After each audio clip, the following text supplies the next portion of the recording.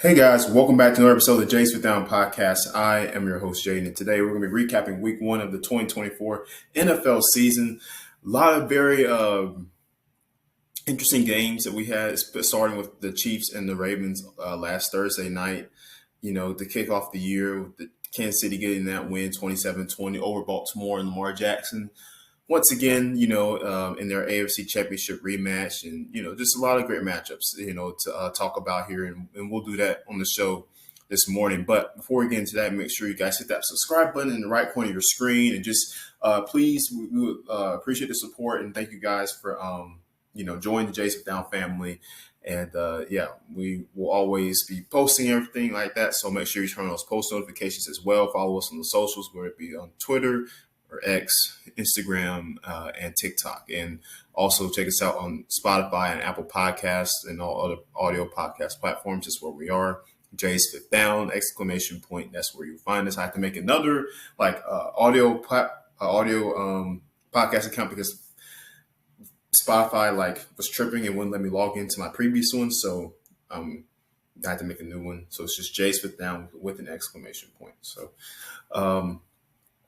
other than that, yeah. So let's get started. So first off, we're going to talk about, of course, Baltimore and Kansas City. I watched this game last Thursday night, and I was very excited. Of course, not only because the NFL was back, but because I wanted to see what Baltimore would look like with these new additions, with Derrick Henry in the backfield, with Lamar Jackson, and with some of their defensive subtractions as well, how that would impact that Baltimore defensive unit. And it wasn't about how I expected. I wasn't expecting Kansas City to come in there and drop 40 on them because they didn't do that in the AFC Championship game last year, and they usually don't do that when they play the Ravens because Baltimore, always just has a really great defense. But they look spotty in some areas, I will say, defensively. They got a decent pass rush on Patrick Mahomes. They kind of held him.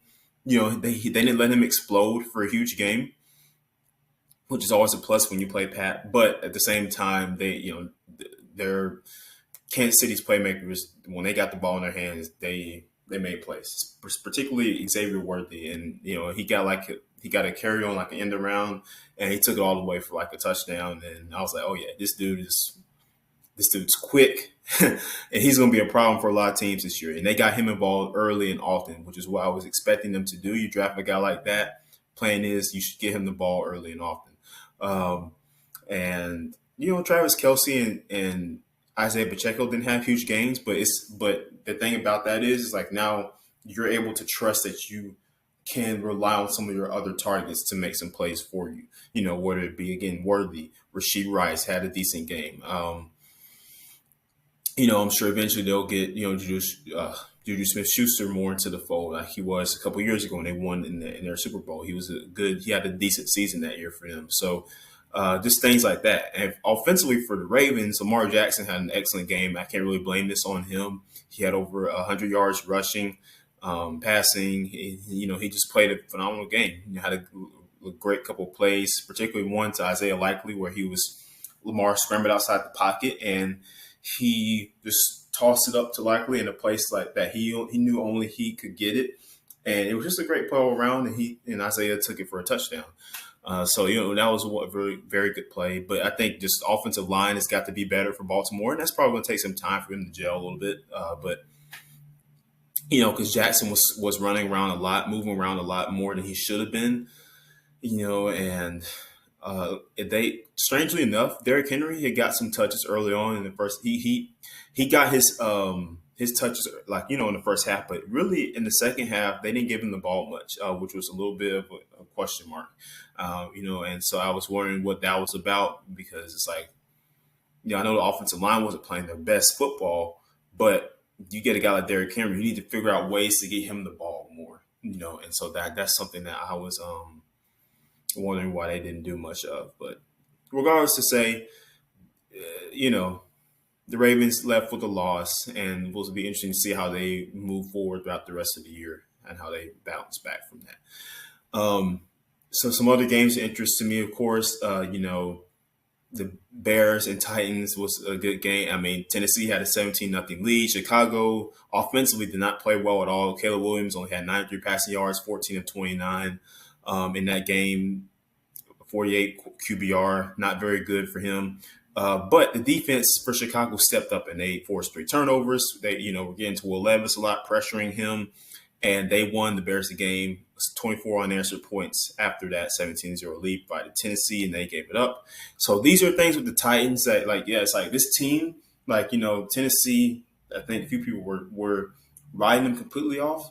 They got a decent squad. It's just a matter of they're gonna have to be able to, when they play in these type of games, they're going to have to be able to hold those other teams off, and they're gonna have to be able to not turn the football over and just have that consistent ground game, kind of take that pressure off of Will Levis and just kind of manage the game. I know that has a negative connotation, and for whatever reason, I don't know. I mean, there's nothing wrong with being like.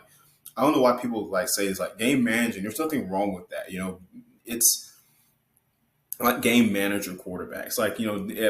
So a quarterback is a game manager if he doesn't turn, if he's just playing smart, clean football and not turning the ball over. Yeah, he may not be hitting 70-yard bombs down the field every play, but you know what? He's not turning the ball over. He's not putting his team in harm's way. That to me is a good football player. That's a good quarterback, wherever the case might be. That's not so much like this negative game managing thing we have. I don't know why that's even stupid narrative. But all that to say, the Bears get the win, and I expect Caleb Williams to kind of bounce back. Let's all remember, guys, he's still a rookie. Okay, just his first year, so we're gonna give him a little bit of time to get gelled up and everything. So that's that. And then, some other scores around the league. Denver and Seattle. Seattle came out that game with a win, 26-20. Bo Nix getting his first start of the year of his rookie season. And, the Colts and Texans was also another interesting game. Anthony Richardson came out like one of the first few plays, dropped like a big old 60-something yard bomb. And it was like a great ball because he was getting like pressure in his face and stuff. But unfortunately, the Colts just could not win, and the Texans came out of there with a W. So, they didn't play their best offensive game either. But again, this a running theme that I noticed with a lot of these games that a lot of them were very sluggish, kind of little draggy, right? But that happens. When you come back from not having played a lot of real meaningful football in months, that's what's gonna happen, to you. You're gonna have a little bit of rust. It's gonna take a few games to kind of get everybody to gel together. That's what happens. This is at every level of football. So another game that I really thought was interesting was the Patriots and the Bengals. The Patriots won this game, guys.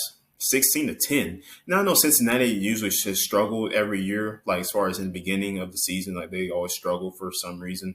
And they did it again here, but I'm not going to keep saying oh, well, they'll be fine. I don't know. I need to see, it just wasn't a pretty game for them. Joe Burrow didn't have any passing touchdowns. Offense didn't look that great. But for New England, however, over 120 yards on the ground from Ramondre Stevenson, offensive line played really well.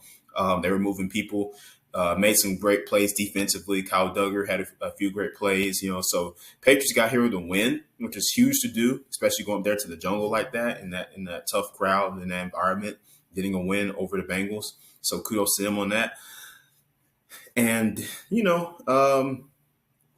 like I said, other than that, some other cool matchups in the early windows. You had the Bills and Cardinals. Cardinals were leading that game early, but then the offense and defensive play calling just went to crap in the second half, and they let Buffalo come back. And so I will stand on the basis that I had earlier with the Cardinals. Just not their offense can be good or serviceable. It's just until their defense gets things together, they're not going to win a lot of football games. And that's just the case. That's just the truth of what it is. And that's just something I noticed in that game. The defense just completely let down in the second half. And if you're going to win football games, you can't let that happen. So that's just going to be a building block process for Arizona and Jonathan Gannon. That's just something that's going to take some time. They're going to have to get those right guys, those right defensive guys in the building. And by the way, Marvin Harrison Jr. only had one catch, and there was a play like trending where he was wide open, like on the near the end of the game, and that play could have won the game, but Kyler didn't see him apparently. So, one of those type of deals. And then moving on to my team, the Atlanta Falcons, right here in Atlanta, playing against the Steelers and TJ Watt, who absolutely wrecked up the game. The Falcons' offensive line was getting whipped by that Steelers pass rush. And Kirk Cousins, he played not so well in his debut. 2 interceptions, 1 passing touchdown, over 130 yards. Just not very good football. That 1 touchdown was to Kyle Pitts in the end zone, which was a good play. Kirk moving around. That was really the only time, one of the few times in the game, it may have been the only time where I saw Kirk actually moving around the pocket. Otherwise, he was stationary in a pistol formation. And what I thought was very weird, the Falcons did not move out of that pistol formation barely the whole game. Kirk did not go under center not one time during that game. He was standing there in that shotgun, just like in that formation, just turn around, hand the ball off. Just not, there wasn't much movement, fluidity in the pocket with him. I don't know if it's because of his injury, if he's still not able to move like how he normally would be able to, but I just was curious as to why that wasn't the case. And I think that could have helped out the offensive line too, getting him on some bootlegs, getting him out the pocket on some play action. Because the running game was not bad for Atlanta. The running game had some great spots. Bijan and Tyler Algier, who I thought should have got a few more carries, was actually doing well. It's just the passing game was what the problem was, and they turned the ball over twice, 2 interceptions. You can't do that against a great Steelers defense, who offensively for Pittsburgh, they weren't doing anything special either, but they got a lot of field goals, and they won for 6 field goals, and then they didn't score a touchdown. Insane. But that's what happens when you have a great defense, and they're able to just do enough to get you in position to, get some points. So just something to note there for Atlanta moving forward. They're going to have to offensively fix a few things. You can't turn the football over. They know that. So just, I would love to see them again, like try to get Kirk Cousins under center more. That's just something I'm looking forward to seeing from them. They got Philadelphia next week and then Kansas City. So they're going to lose one of those games. I was hoping that they would start off with a win here. So that way, hey, you can kind of afford to lose one of those games to Kansas City or Philadelphia, because those are some really great, great teams. Those are juggernaut. Those are Super Bowl teams. These are 2 teams that have been in Super Bowl in the last 3 years. But they lost to Pittsburgh week 1, and now it's a possibility that they go 0-3 to start the year, which is not ideal. So they're going to have to get together. Speaking of Philly and Green Bay, they played on Friday nights on that terrible field down in Brazil. A lot of players slipping. Jordan Love got hurt. He's expected to be out 3 to 6 weeks, which is a good thing that it's not a longer time than that, because the Packers quarterback situation right now is looking a little iffy. So good thing that he won't be out for much long. Now it's just up to whoever steps in, whether it be Malik Willis or somebody else, Sean Clifford, or possibly signing a veteran free agency like Ryan Tannehill to come in and just manage the offense, manage the games. Jaden Reed is going to have a 1,000-yard season. He's really good. Like, that kid is a great player, great receiver. Their whole core, which is why I was expecting to see out of them this year, see them continue to step up and make plays, because they're one of the youngest receiving groups in the league. So, as far as that's concerned, guys, that pretty much wraps up my week 1 recap. Like I said, a lot of games, Dallas and Cleveland, Deshaun Watson, as expected, did not do well at all. The Browns virtually had no offense, to produce, just nothing, barely, until that second half when they were already down a lot and they started getting some plays in. But by that point, it was too late. Dallas looked good in the opener. That Prescott, fresh off of that big old contract, which we'll talk about a little bit later this week, another episode, but came in and he played decent, played a decent football game. Ezekiel Elliott had a touchdown. So Dallas came in, played some great stifling defense, and came out there with a win. So, like I said, that pretty much wraps up week 1. And tonight we got the 49ers and the Jets on Monday Night Football out there in San Francisco. So make sure y'all catch that on ESPN. And I'm excited for that matchup. Hopefully Aaron Rodgers plays more than 4 plays this time. It'll be good to see how that Jets offense looks out there with him on the field and in control. So thank you guys for tuning in to today's episode, whether you're watching or listening audio wise. Make sure you hit that subscribe button in the right corner of your screen. Make sure you check us out here on YouTube and on Twitter, Instagram, TikTok. Follow us on the socials and, on all our audio platforms as well. Thank you.